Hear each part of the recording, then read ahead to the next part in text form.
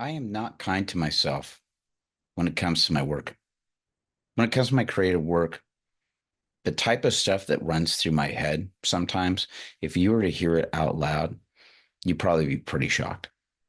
And the stuff that goes through my head, the things that I say to myself, especially when it comes to my creative work, it's stuff that I wouldn't say to another person. And yet, man, it knocks the heck out of me. It knocks the wind out of me. I wanted to record this video because I had been overthinking and over planning material that I wanted to do on this YouTube channel. It's been dormant for a little while because I've been working on other stuff with my other project with I'd Rather Be a Buffalo. It's been a while.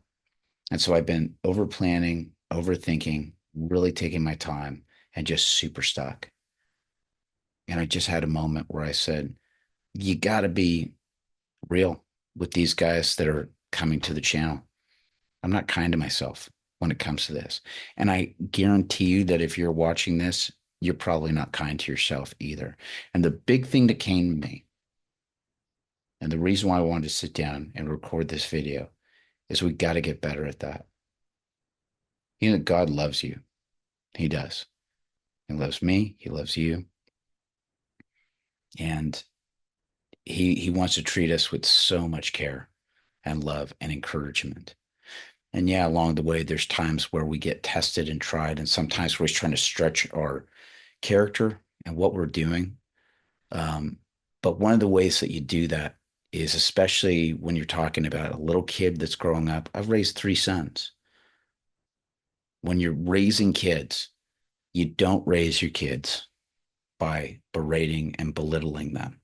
As a matter of fact, for those people that have seen it in different circles, I've seen it in recovery circles, you know, there's a lot of fallout that happens from people that when they were raised as kids that they got demeaned, belittled, berated, all that stuff. There's a lot of complications that happen throughout their life. You got to be treating yourself the same way as a creative when you're doing your work.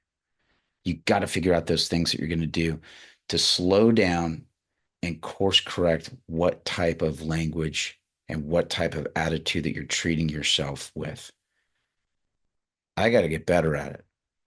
And I'm encouraging you to get better at it too. One of the things I'm doing is just learning to stop, slow down, to invite God in to what's going on with my creative process, to ask Him for His help, and to also differentiate, is this real? What's going on with me? You know, one of the things that went on for me today, especially as I was going over this stuff over and over and over again, was going, I'm not getting this right. I'm not getting the right type of stuff. I'm taking forever to get material out. These are just some of the things, and these are the edited versions of them that I'm sharing with you. But I really had to slow down in the middle of that and go, wait a minute. You've also been in the middle of a lot of things that have been going on.